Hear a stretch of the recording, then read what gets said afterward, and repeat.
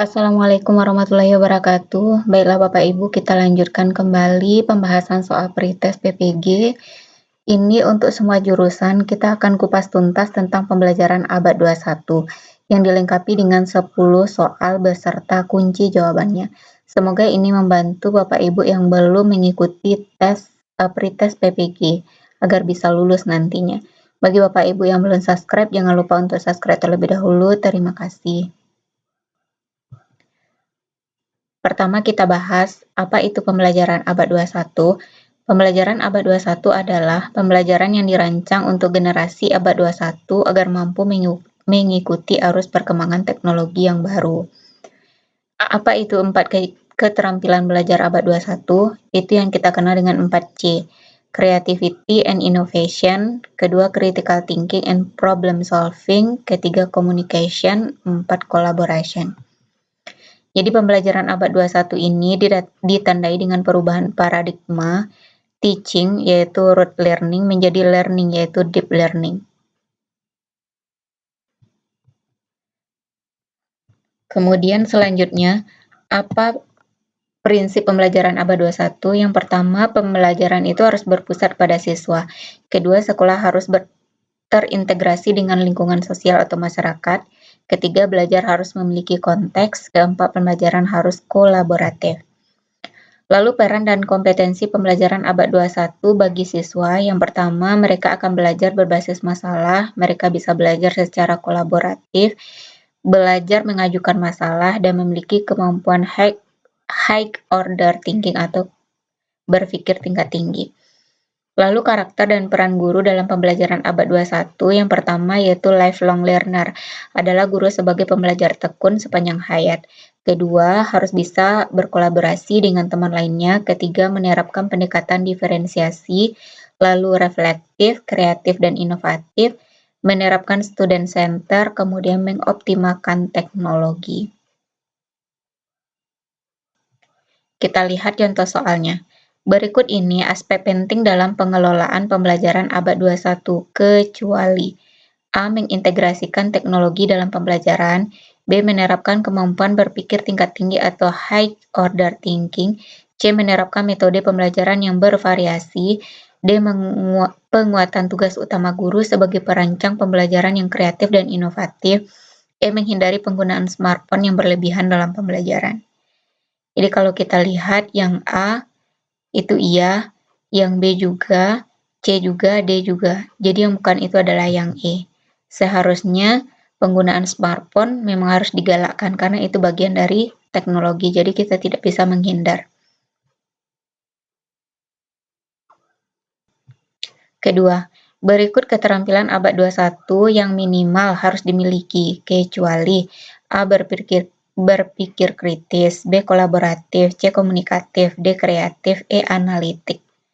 Ini yang kita sebut dengan unsur 4C tadi. Critical thinking berarti berpikir kritis. A. Iya. Collaboration kolaboratif. Communication komunikatif. Dan D. Kreatif.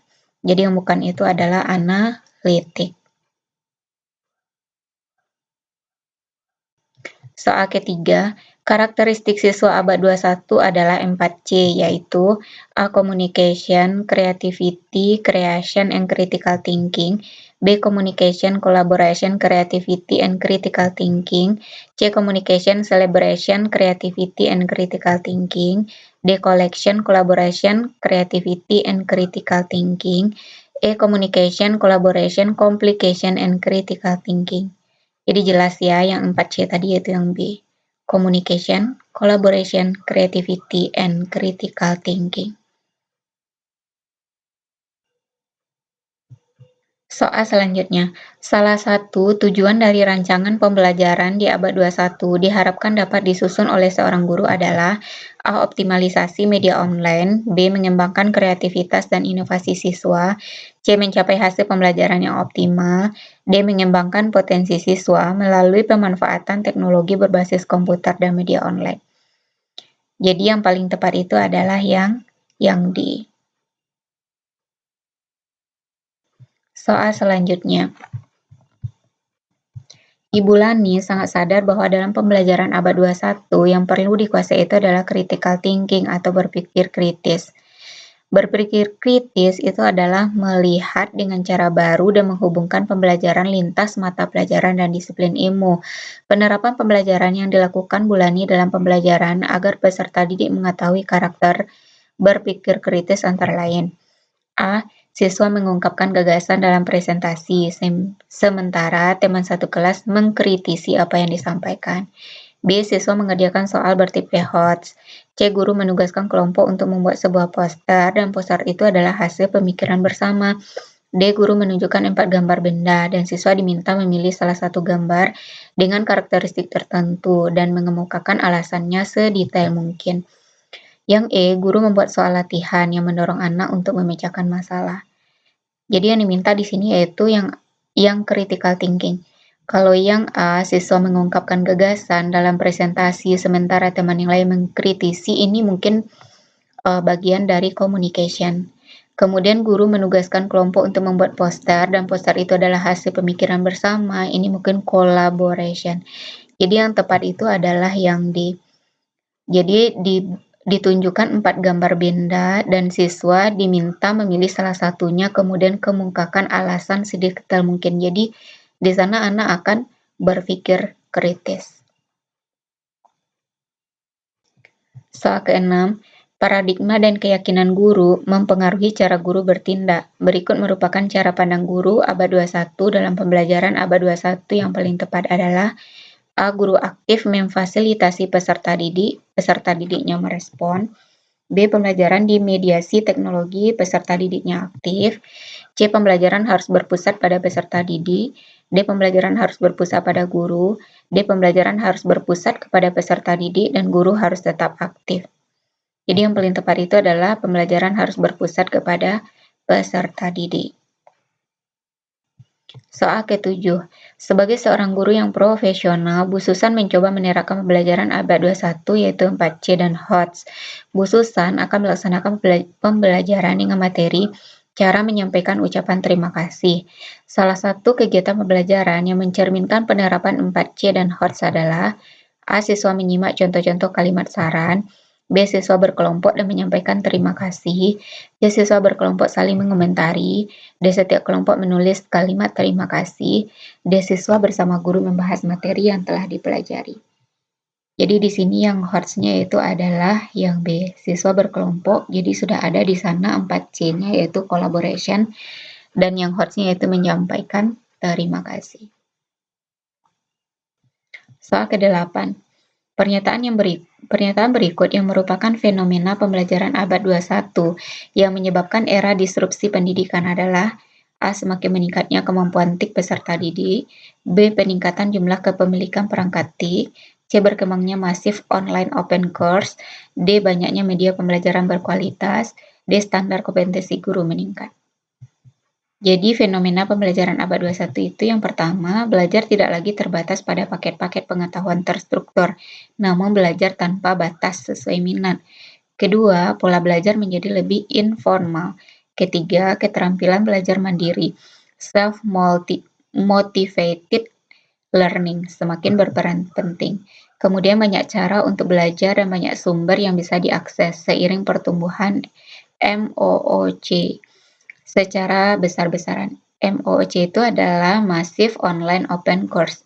Jadi itu adalah sejenis kursus secara online, sejenis ruang guru. Maka jawabannya itu adalah yang C, berkembangnya Massive Online Open Course. Soal ke-9. Pak Mahmud, guru SD di Jawa Barat, mendapat informasi bahwa dalam pembelajaran abad 21, communication adalah salah satu karakteristik yang harus dikuasai peserta didik. Communication atau komunikasi dalam hal ini berkaitan dengan berbagai penyampaian ide, pertanyaan, dan solusi. Pak Mahmud ingin sekali agar peserta didiknya menguasai karakteristik communication itu. Dalam pembelajaran, kegiatan yang dilakukan Pak Mahmud agar peserta didik menguasai karakteristik tersebut adalah A. Guru menugaskan kelompok untuk membuat poster.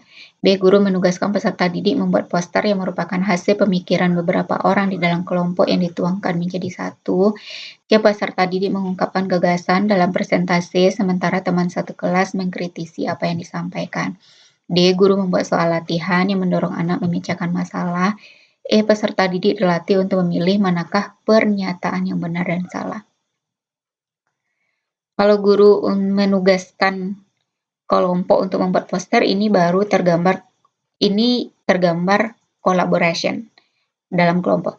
Guru menugaskan peserta didik membuat poster hasil pemikiran beberapa orang, ini masih collaboration. Kalau peserta didik mengungkapkan gagasan, kemudian yang lain mengkritisi, ini baru communication.